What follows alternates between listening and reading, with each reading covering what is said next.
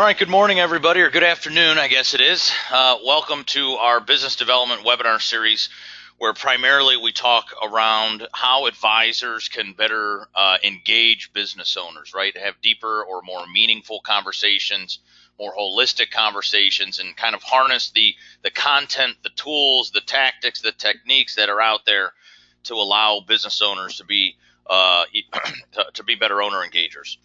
This particular webinar is new to 2018 and new to our series, primarily built out of all the micro market state of owner readiness research that we conducted last year. So today we're going to spend a little bit of time together over the next hour or so talking about how to really start the conversation with the owner using the state of owner readiness research as your vehicle to do that, right? As your catalyst, if you will, to make that conversation really happen. Couple of things before we kind of get into the meat of the presentation is first and foremost, the webinars are recorded. So if you need something, if you want the recording, if you missed it, if you missed something, by all means, just email one of us here at the Exit Planning Institute. Namely, Drew English is probably your best bet to go through if you want the recording. If you have questions, there's a question box over on your GoToWebinar screen.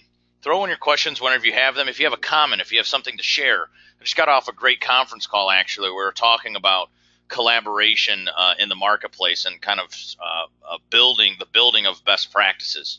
And so if you have a comment that you'd like to share about something that is working for you, I know that there's some actual certified exit planning advisors, SEPAs, on our call today that probably have been a part of some of this research in their local market, and they're looking to add in new skills. As this webinar is really a kind of a coming together of what I've seen or what we've seen work across the whole EPI marketplace or across the whole exit planning community as it relates specifically to the state of owner readiness research. So if you have a question or a comment, feel free to throw those into the question box, and I'll address those as we move along. And I'll certainly, if I'm not addressing them right away, I'll certainly leave some time to finish that up and address those questions at the end.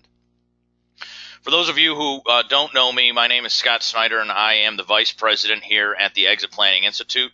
Here at EPI, I am in charge of really three main things. One, first and foremost, our client and partner experience. So working with folks like all of you, that's one of the reasons I'm on this webinar and that we've developed this webinar. So this is a prime example of one of my primary roles here. Two is implementing and executing our growth strategy here at the Exit Planning Institute. And lastly, running our company's operations. So formally, that's why I'm here. For those of you that don't know me, I'm actually wear a few different hats along the exit planning trail. One, I'm a serial entrepreneur, actually. I started my first company at age of 17 and sold that company at 24. So I'm actually an exited owner. I'm still an owner. Exit Planning Institute is owned by our company called Snyder Premier Growth, which is a partnership of me and my father, who some of you probably also know, Chris. Him and I, after I sold my company, kind of combined forces. He was actually an exit planner, right? He became a SEPA in 2008, and I came along in 2011 to combine forces at his consulting and exit planning practice to help him grow that firm. Concurrently to that, we started our investment fund, and today we own majority or minority stakes in about 7 different companies. And so I tell that story only because, one, I kind of sit in a unique position, but two, it kind of describes I think sometimes to the audience about why I'm passionate about leading the exit planning, our exit planning organization, and working with folks like all of you. One, again, I'm an exit owner, so I've seen it from both angles. Two, I've helped Chris and his business partner at the time, Andy Kuhar, build their exit planning practice. And now I get to do that across the board with almost 800 different SEPAs from across the world. Lastly, I'm a millennial. And so if you joined us at our summit last year, which was in Scottsdale, I opened up our summit last year, challenging our certified exit planning advisors and our other attendees there to say, I believe our biggest challenge is actually yet to come. Our most immediate marketplace, the people that are typically taking our state of owner readiness survey, are baby boomer business owners. And although we will immediately start working with those baby boomer business owners, I believe our challenge is yet to come, meaning that we are here to also educate the next generation of owners, folks like me. We have to educate them that exit planning is merely just good business strategy, and that we should always be actively planning for our eventual transition, whether it's planned or unplanned. And so that's the reason why I'm passionate about what I do, and kind of why we're here today. So let's talk a little bit about the content from today's webinar, right? So we're all focused here on the State of Owner Readiness Survey, and it's probably one of the things I get questions about the most, right? There's several different groups of advisors across the United States that are doing this research. We're launching a final report next week in Long Island with a group of advisors that did one in that kind of that section, right, or that subgroup of the New York City marketplace. There's one also going on currently in Manhattan, and several still yet to come throughout 2018. There was about a half dozen or more, maybe even actually closer to a dozen micro-market state of owner readiness surveys that were done and launched throughout 2017. We'll talk about that here in a little bit. But really, if you understand the history of the survey, it's a very, very powerful tool for owner engagement and for starting your conversations with your business owners. Sometimes we think of it as just research, and it is. It is very much so deep research, but it's not just research. It's also an engagement tool. A tool that you can have a different and more holistic conversation with a business owner, a tool that has deeper and more meaning, right? And so let's talk about that a little bit by, I guess, starting with the history of our survey. So in looking at this, we actually developed the State of Owner Readiness Survey in 2012 as a part of our local chapter effort here in Northeast Ohio. And eventually that kind of, as we started to onboard partners and even some more national offices, it became a way more robust than we ever thought it would be. And it turned into a national survey. And I think and I would challenge to say some of the first of its kind as it relates specifically to looking at the preparedness, the readiness, and the attractiveness of lower middle market business owners. But we launched that survey, completed and launched that data in 2013. Now moving into what would be the end of 2016 into 2017, we said, how do we take some of these, how do we take this survey, this research into our local community so that we can help the local advisors there in Northeast Ohio and Long Island and San Diego and LA, Phoenix, so on and so forth, and Nashville. How do we take these local communities and understand them as they are unique and a little bit unique in each community, but how do we help our local business owners as advisors? The survey, whether national or regional, is really meant to, at first and foremost, be a tool that owners can better understand themselves and their business and benchmark themselves against other business owners like them in their region. But it's also a tool for us as advisors to really develop new strategies, new solutions, new programs to really better serve the needs of these transitioning business owners. So if you look at the primary objectives and the intent, one, from an owner's perspective, what's the current state of readiness? For those of you that don't necessarily haven't joined us before and don't understand attractiveness versus readiness versus preparedness, the attractiveness is how attractive is my business in that current marketplace, right? When I talk about readiness, I'm talking specifically about how ready is the business itself to be transitioned. And when I talk about being prepared, I'm really focused on the owner personally, from the aspect of how personally, financially, how well are they prepared, how sound, how solid is their financial plan, and on the flip side, how ready are they for an actual transition? What are they going to be doing in the next act of their life? But from an owner's perspective, what is the current state of readiness of their business? How does the owner really understand all of their exit options, and to what degree have the owners prepared, right? Both prepared, ready, and attractive. The intent of the survey is we want to improve the exit planning awareness within that local community. We want to help define exit planning for owners because I think they're misinformed and I think they don't truly understand the definition that we as Exit Planning Institute or the advisors that are helping them, the certified exit planning advisors in the marketplace, I don't think they really understand the definition, thus don't really understand the value that we're bringing. And 2 or 3, we want to increase the rate of successful lower middle market transitions. And lastly, as I mentioned, we want to help advisors, partners, academics, people in the small business development centers, people in the closely held private business centers, a part of our universities, people in MBA programs. We want to help academics also develop the right solutions or programs to help those owners become more educated and transition. Now, if you sat on one of my other business development webinars, you'd find that sometimes we have talk about our advisor mind shifts that we have to have, right? The power of research, in my opinion, is really nothing if we advisors can't really kind of tweak our mindset a little bit when having these conversations that we want to have around this research with our business owners is really executed through an intriguing type behavior and the empowerment or the empower behavior. And what I mean by that is that this readiness survey is actually a tool to do just that. When working with owners to better engage them, or working with owners to better have just better or deeper conversations specific to exit planning, which combines business, personal, and financial aspects, we have to start by really intriguing the owner, right?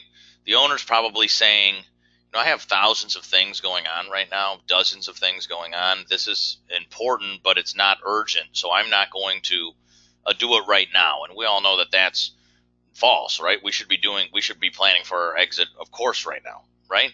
And so what we want to start to do with them is really start to intrigue them by asking the right questions and listening, right? So if you think about the State of Owner Readiness Survey, in part, it takes a little less than 15 minutes to complete, but if you chopped it up, we're asking some deliberate and calculated questions to the owner to start to intrigue their mind, to have them think about this transition and this of building of transitional or transferable value. Then, in my opinion, once they've done the entire survey, that's a perfect example of empowerment. Certainly, they're going to benchmark themselves, and I could tell you as an entrepreneur, as a business owner, I would say that we as business owners are all about benchmarking and understanding how we stack up against other people in our industry. And if we're stacking up if we're lining up in the kind of average zone, the best in class zone, or the below average zone, I certainly want to know that so I can build a better business. And then you as the advisor, after I kind of did that stacking up or that benchmarking, are going to use the survey in whole to really start to empower me to do or be something different, to create change and change my eventual outcome so I have positive outcomes when I actually go to transition my business. There's two ways that you can position yourself with this survey, right? At a high level, when we're going out and actually conducting the research, we're really looking, and then the research, I guess, is completed. We're looking at kind of a one-to-many and then a one-to-one situation.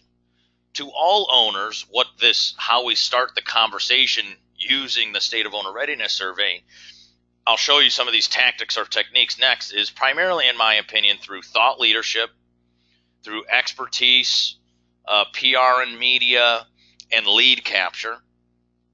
On the individual side, the one-to-one, meaning when you're sitting with your client having a cup of coffee in their office, or you're out to dinner with them, or you're in a sales meeting with a new client talking to them about how you can actually help them build value and transition their business, you're using this as kind of an initial analysis. You're using the data to have better or deeper conversations, and you're using it not only now to intrigue, but now to have more of an empowering kind of conversation with them, to really give them knowledge so that they feel comfortable, so that they're not misinformed, they're actually very well informed, and they're teamed up with an advisor like you to go out and start doing and actively planning for their exit. So there's some techniques to do some broad marketing to business owners. I'm actually going to toggle in between some screens here because I wanted to try to give you some real-time examples of what SEPAs are doing out in the marketplace with this research. Once you have the research, right, there's a few things. So there's some things that anybody can do with this research, and there's some things that all this research is actually done by a group of paying advisors, right? So a typical State of Owner Readiness research costs about $15,000 to conduct and produce, but nonetheless, you come out with some pretty powerful tools. One of them being a marketing kit. And so you get a marketing kit pre-survey and post-survey. So pre-survey, you're getting things to go out to do broad marketing to owners to say, I'm a part of this research group and we're trying to better understand business owners so that we could better serve you.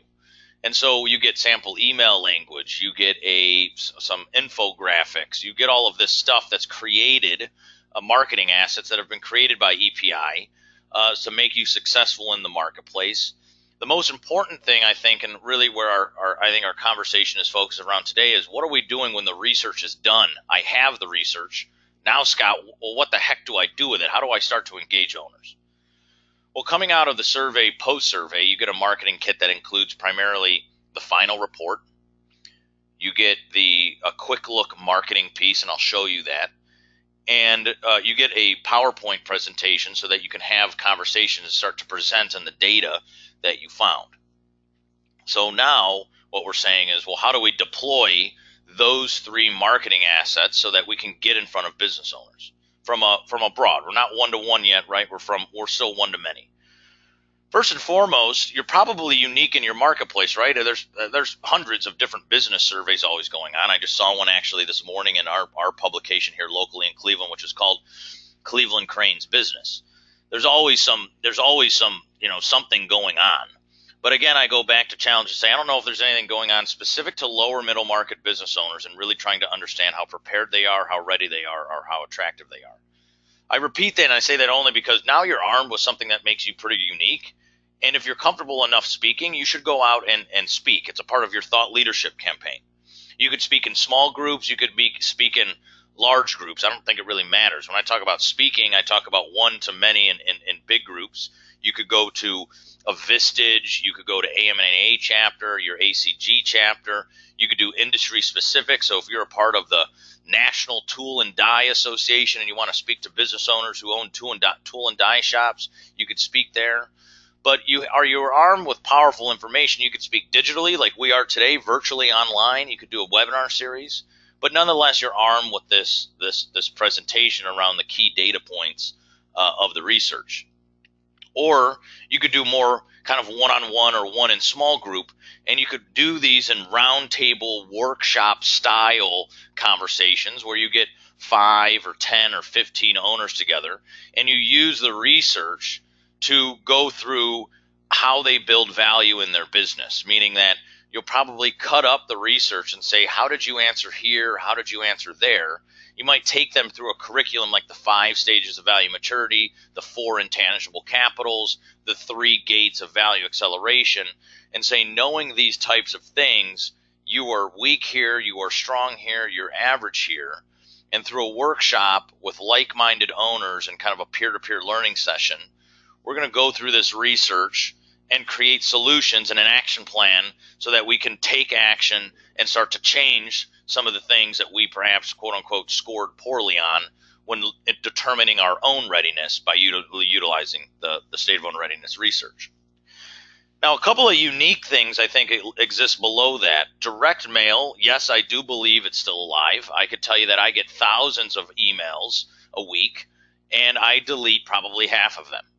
I'm a millennial, so I'd prefer a text, but I'd also prefer an actual hard copy. If I had a camera, I'd show you I have a stack of newspapers and magazines or things that have been sent to me in the mail. Mike Listener, who's one of our longtime SEPA, creates a newsletter every month, and instead of sending it digitally, he sends it to me in hard copy in a nice kind of manila folder, a little bit old school in thought, but nonetheless, I think works. And so one of the things that you get as part of this marketing pack, you get this quick look snapshot of the entire survey. So the entire survey is something like 40 questions long, and the final report, the analysis that we do, is something like 30, 40, or 50 pages long. So it's a rarity that I'm actually using the entire report as my initial conversation starter. I'm typically using the quick look as my conversation starter. And what I do is I'd pick probably 10, 20, maybe even 50 business owners that I'd like to start working with, and I'd send them a direct mail piece. Why? Well, what we also know from research is that there's something called the middle 60.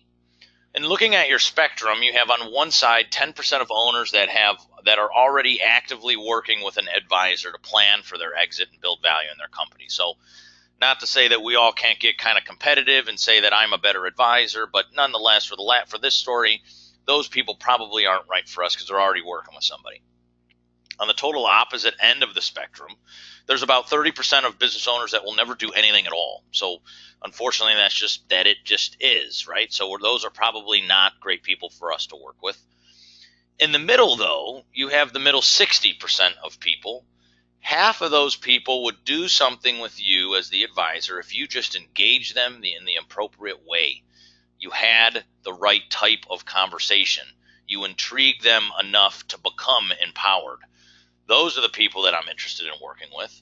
The other half of those people need more education. Exit planning is very different to them, very uncomfortable, certainly very personal. They're not necessarily very interested in talking about the next act of their life. And it's probably just because there's a comfort net level needed, and we'll battle that or combat that with further and deeper conversation and education, right? So one of the things that I would do, now you could do that through speaking, but one of the things to start that movement, right, into that engagement and entanglement level that you're seeking with your business owner clients is to pick 10 or 20 or 50 of them and send them this direct mail piece. And I'd also put the final report or this kind of quick look on my websites as a downloadable feature. I could tell you, folks, time and time again, I see advisors taking the report and, for lack of better words, willy-nilly throwing it on their website and never capturing the people that are coming to click on it and read it. So if you're having a campaign going on, imagine if you're doing all these things. You have partnerships, you have speaking, you have roundtables, you have direct mail. You might even have some email campaign, something that I haven't put up there. But you're doing all of these types of things, driving people to your website, xyzcompany.com, and giving away your research. Not to say that we can't give it away. I'm not charging for it, but I'd like to know who the heck you are, because I want to understand who's downloading my research piece so that I can better engage them. So I'm going to minimize my screen here quickly because I want to show you what a couple of these things look like in case you haven't had an opportunity to see these before. So if you're looking at your screens, now, I have up a copy of the Quick Look report. This is from our most recent release, which just happened about middle of February in the state of Georgia. We released the State of Owner Readiness Survey research there. So it's a really nice piece. Imagine it. It's one fold. It folds open one time. So it's basically a cover, a back cover, and 2 pages on the inside. So when you open this thing, right, this is kind of the middle of it, if you will. This is the back. You can see the partners that are all listed here. And this is the inside. So here's the inside page, and here's the other inside page. So it's a nice little piece to kind of get that intriguing conversation going with the owner. And frankly, if printed right, it becomes, I think, a pretty powerful piece for the people inside of that marketplace, right? There's one example of what I might do there. I would literally send this thing to an owner. The other thing, if you're looking at your screen now, is the EPI. Here's an example of the EPI website. So say this is your website. Say you're, XYZ accounting firm or ABC Wealth Management Inc. You're on your website and you're saying, look, I'm a part of this research group. We've conducted the newly released Georgia State of Owner Readiness Survey report. I've sent you the quick look, and if you want the entire report, visit my website and click here for the downloadable version. So if you clicked here on my website at EPI, you'd come to this screen, and this is what I'm talking about, the capture of information. Now, I think this is pretty robust as far as capture information. What I might suggest if I'm working with business owners is to put their last name, their first name, and their email so that at least you can capture that. And then it says, send it my way, right?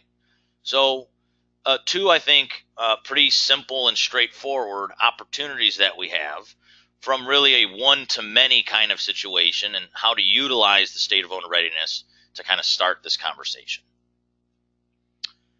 Now let's talk about having more meaningful conversations from a one-on-one, if you will, scenario.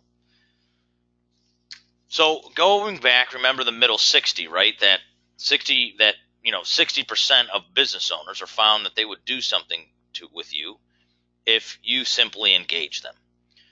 I'm also saying that if you looked at this, which is also kind of this is taking out of the most recent Georgia survey, 91% of owners agreed with this statement that having a transition strategy is important to their future personally and the future of their business. Well, folks, this is telling me that these owners are actually very interested in talking to people like you about how to build value in their companies and eventually transition it. So, one, you could start by utilizing this very question in your one-on-one meetings with your business owners and talk to them about how do you feel. Because you, Mr. or Mrs. Business Owner, stack up like this. What you'll find is that 6% are unsure and that 45% strongly agree with this information. Where do you kind of stack up? Do they really know what it means, right? Next is another one that I think is interesting conversation starter. That 53% of the companies in the Georgia market that took this survey indicated that they wanted to transition in the next 1 to 10 years, right? This is certainly a little lower than I think the average that we saw, or I guess some of the averages that we saw in 2017. 67% of people overall are indicating that they want to transition in the next 5 years. So the biggest percent is there. And so again, knowing that owners love to benchmark, knowing that the owners like to benchmark themselves, how can you use this type of conversation starter in your one-on-one conversations, right? So where are they stacking up? What does your transition strategy look like? Have you thought about what you see yourself doing in the next 5 years, in the next 10? Because it's likely that if you fit into this baby boomer range, that you're 53% likely to transition your business over the next 10 years. Have you thought about this thing? You're not alone. You're actually with several other owners, at least 53% of them, who want to transition their business. Most importantly, and I think one of the areas that we as advisors sometimes miss on is that we as exit planning advisors aren't just business advisors. We are educators, and frankly, we're probably educators to most, certainly up front, even our fellow advisors that are sitting on our exit planning teams. Most of the time when we think about education, we hear a lot about it. If you're looking at EPI's value acceleration methodology, at the end of the line, in gate 3, we looked at something called the decision gate, or the decide gate, and that decision comes every 90 days. Do we continue to keep our business and grow it, or do we eventually transition our business? Are we ready to go now? We talk about there's a lot of education that's needed around exit options in particular. But I would challenge every SEPA here to say that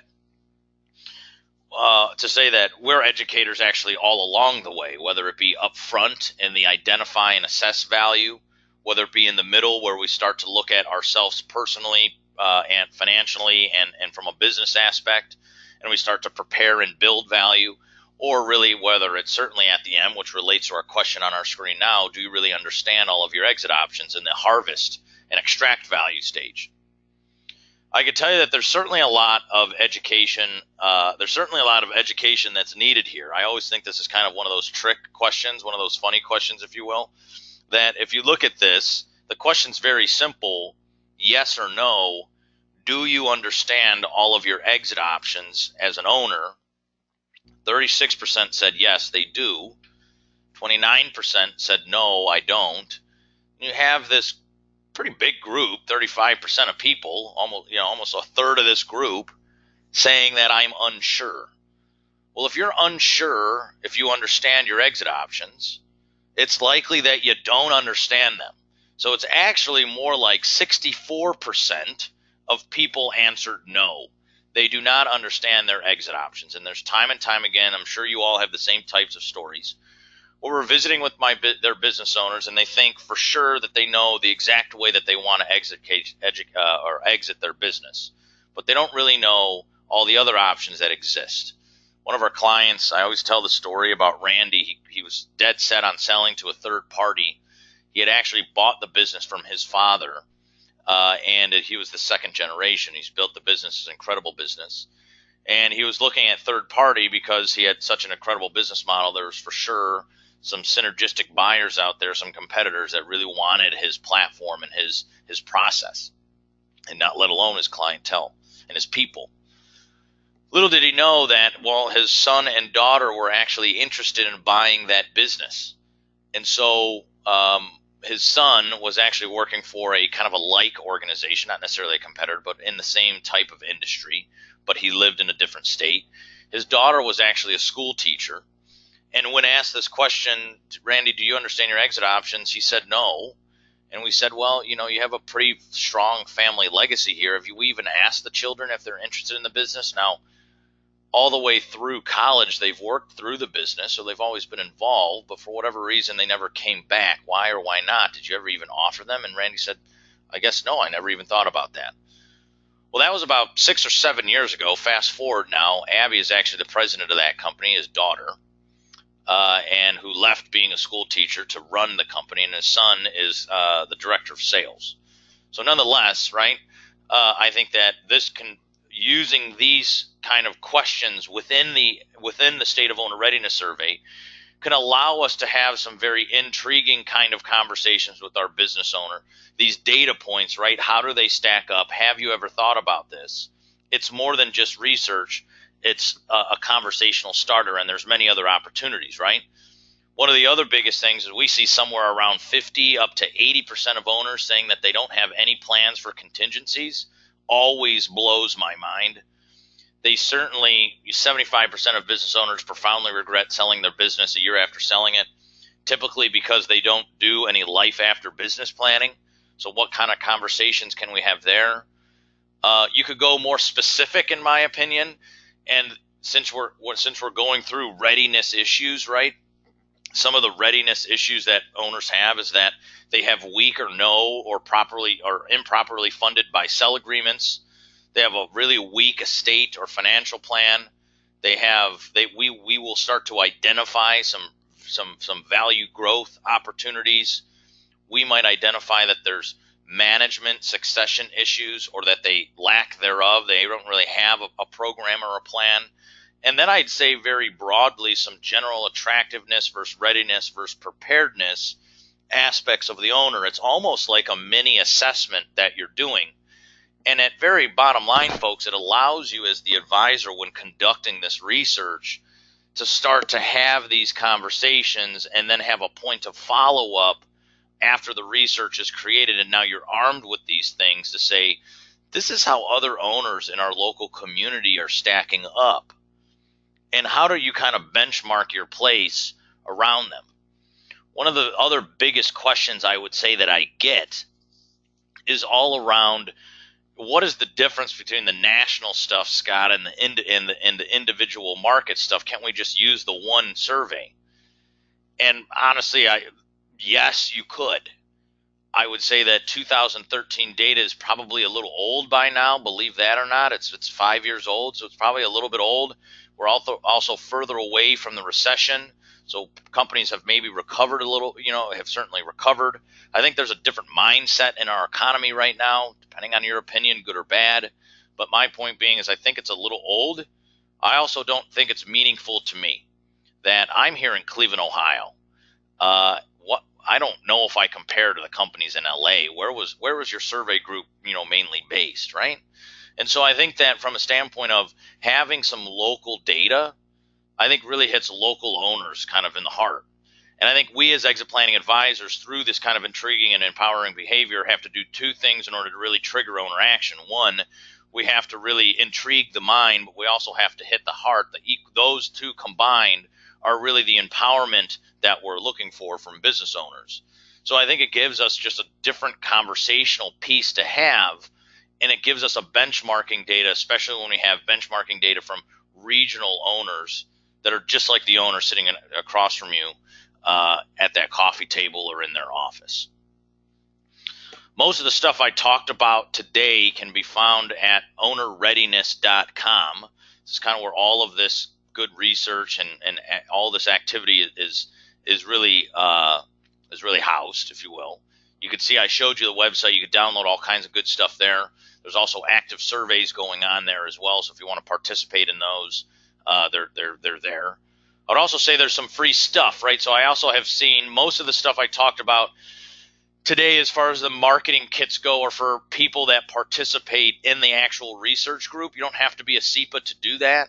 So that's a kind of the collaboration piece. Some of those people in the research groups are SEPAs, some are not. Regardless, you have to be in the research group in order to get some of those assets we talked about. But there's no doubt that you could share the research. So if you want to download the national report and place it on your website and share it, by all means. If you want to download some of the local stuff and share it that way, or talk about it in a blog post or post it on your LinkedIn, we believe in content sharing. When the conversation I was having that I mentioned before I jumped on this call, right? It's kind of like we're really trying to move a market, and we don't do that alone. It's really through the sharing of high quality content. So with that, it's all up on ownerreadiness.com. I am going to pause here for a quick second and take some questions, and then kind of wrap up our webinar with everybody here today. Okay, several questions. So let me go through some of these and hang tight for just a quick minute, and we'll look at this. Please define the survey base. For example, what year did the business begin, revenue, age of the owner, business stage, startup, expansion, maturity, and so forth. Who are you talking to? So the research is really directed by the research group. So there's no real range, I guess, to be totally honest with you. So they could typically, how they shake out is they are lower middle market to micro market companies, which is really where SEPAs, Certified Exit Planning Advisors, work.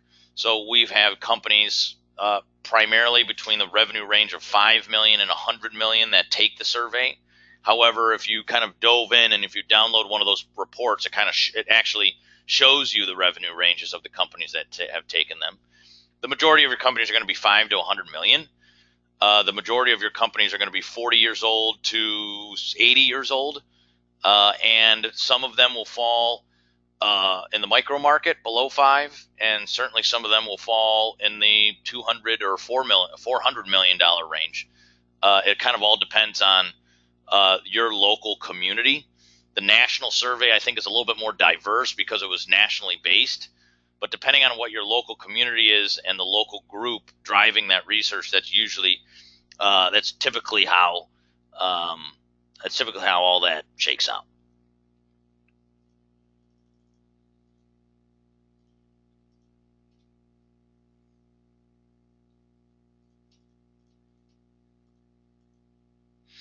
Okay, let's check out some other questions here.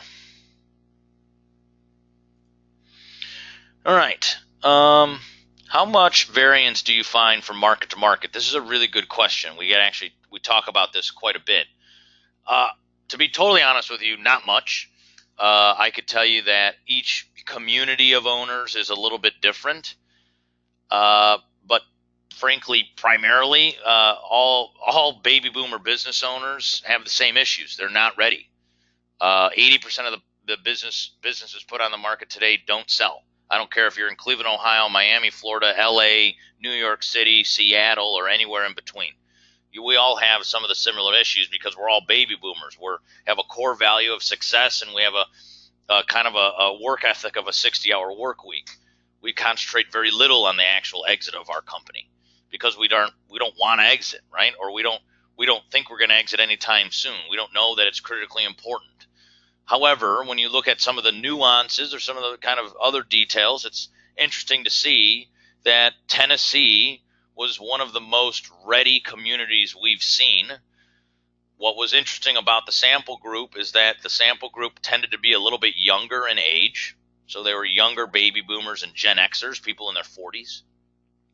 And there was a very large group of folks that, I don't remember what the percentage was, but one of the things that was on there that we saw was that a lot of the owners indicated that they had a pretty active and robust advisory board that was giving them advice along the way. So two of the things that you don't actually see a lot. But for the most part, the I guess the standard, the foundational stuff of the State of Owner Readiness Survey, they have the same preparedness, readiness, to issues.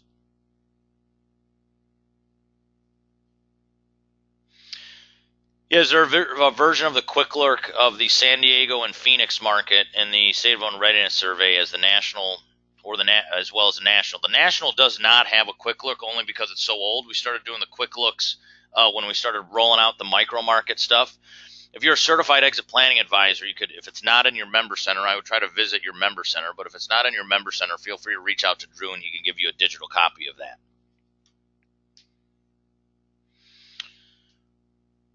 In 3 to 5 years is a typical answer and predictable as sunrise. How does the survey dig more deeply to get a meaningful answer than that? I guess the survey doesn't dig deeper. I would say that that's our role, right? The survey is not necessarily supposed to dig deeper. It's a high-level analysis of how ready the business owner is.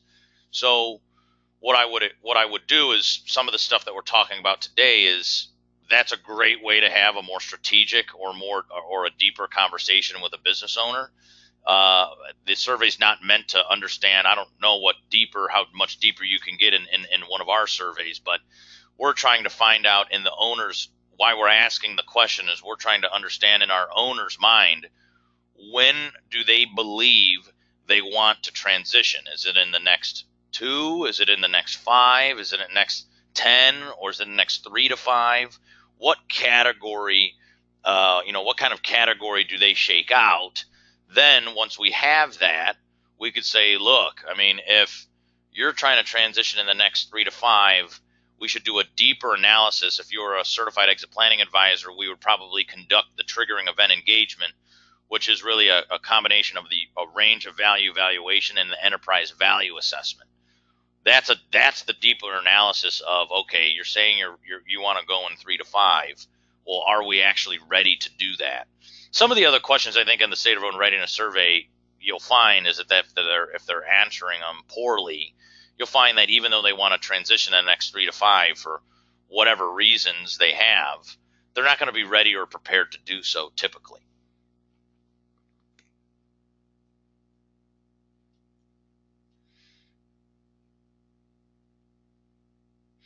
So the question about the Arizona stuff. So yeah, the Arizona State of Own Readiness Survey report that we completed, I guess in the fall, that would have been last year, is for the entire state of Arizona. So we didn't break down like Greater Phoenix or Northern Arizona. We surveyed business owners across the state.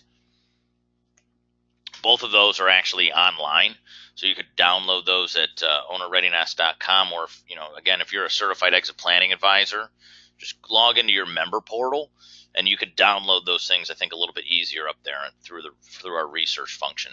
If you're not seeing something or you want something that's not up there, feel free to reach out to Drew English or Josh Koza here, and they'll be able to set you up.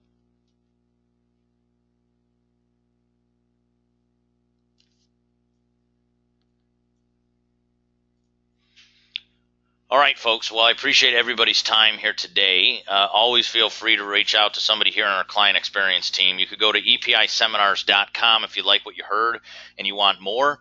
There's anywhere between about 10 and 12 different styles of webinars going on each month, from introductory webinars to owner engagement webinars to very technical webinars and deep dive webinars that count for continuing education. So please feel free to visit the website there if you're wanting a little bit more. I appreciate everybody's time here today and look forward to seeing you very soon. Thanks.